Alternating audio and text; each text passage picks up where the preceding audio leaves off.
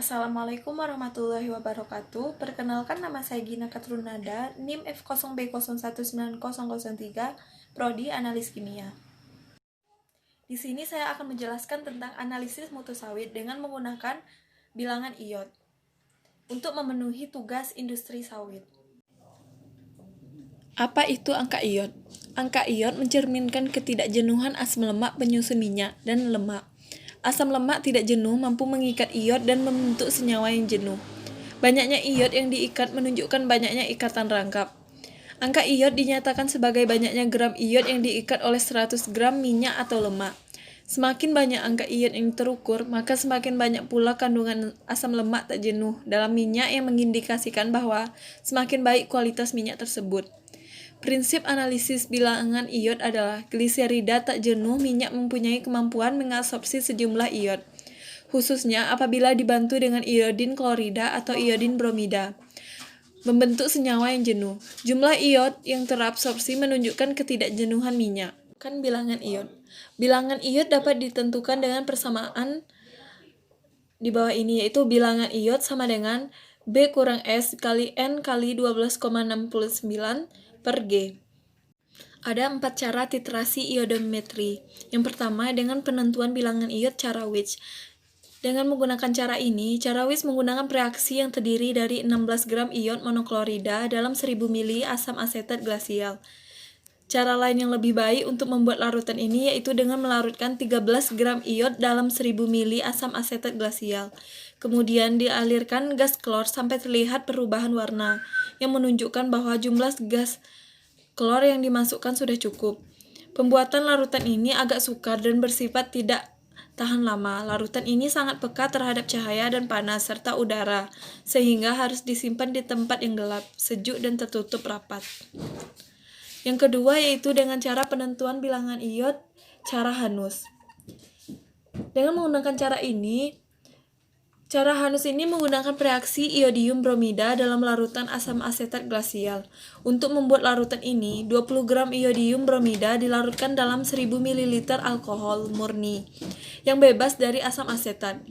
Jumlah sampel yang ditimbang tergantung dari perkiraan besarnya bilangan iod, yaitu sekitar 0,5 gram untuk lemak, 0,19 sampai 0,2 gram untuk minyak. Selanjutnya yaitu pada penentuan bilangan iod cara Kaufman. Dengan cara ini, cara Kaufman menggunakan campuran 5,2 ml larutan brom murni di dalam 1000 ml metanol dan dijenuhkan dengan natrium bromida. Contoh yang telah ditimbang dilarutkan dalam 10 ml kloroform, kemudian ditambahkan 25 ml per reaksi. Reaksi dilakukan di tempat yang gelap. Lalu ada penentuan bilangan iod dengan cara von Hoob. Dengan cara ini, menggunakan reaksi yang terdiri dari larutan 25 gram iod di dalam 500 ml etanol dan larutan 30 gram merkuri klorida di dalam 500 ml etanol. Kedua larutan ini baru dicampurkan jika akan dipergunakan dan tidak boleh berumur lebih dari 48 jam. Reaksi ini mempunyai reaktivitas yang lebih kecil dibandingkan dengan cara-cara lainnya, sehingga membutuhkan waktu reaksi selama 12 jam sampai 14 jam. Penentuan bilangan iod dari masing-masing cara tersebut menggunakan rumus yang sama. Semua cara ini berdasarkan prinsip titrasi iodometri. Berikut adalah pengaruh parameter iod terhadap minyak kelapa sawit. Bilangan iodin berhubungan dengan presentase ketidakjenuhan rantai karbon pada asam lemak. Bilangan iodin minyak sawit 50-55. Bilangan iodin menunjukkan derajat ketidakjenuhan asam lemak penyusun minyak. Asam lemak tidak jenuh mampu mengikat iodium dan membentuk persenyawaan yang jenuh. Banyaknya iodin yang diikat menunjukkan banyaknya ikatan rangkap, di mana asam lemak tidak jenuh mampu mengikat iodium dan membentuk persenyawaan yang jenuh. Bilangan iodin juga menyatakan jumlah gram iodin yang diserap dalam 1 gram minyak. Adapun syarat mutu minyak kelapa sawit. Yang pertama, bau dan rasa.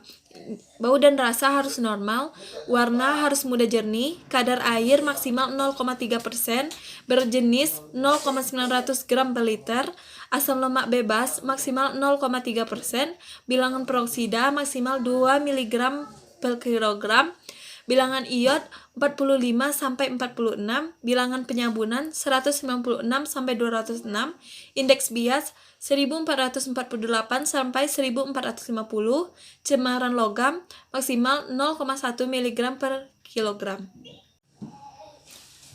Prosedur pengujian bilangan iod. Pada penentuan bilangan iod, reagen standar yang digunakan adalah larutan tiosulfat 0,1 N. Proses titrasi dilakukan terhadap minyak yang belum dipakai untuk menggoreng dan yang telah dipakai untuk menggoreng.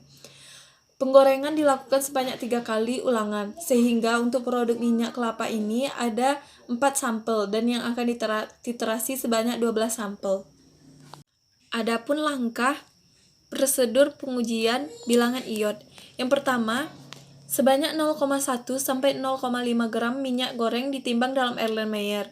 Tambahkan 20 ml CHCl3 sebagai pelarut dan 25 ml larutan hanus.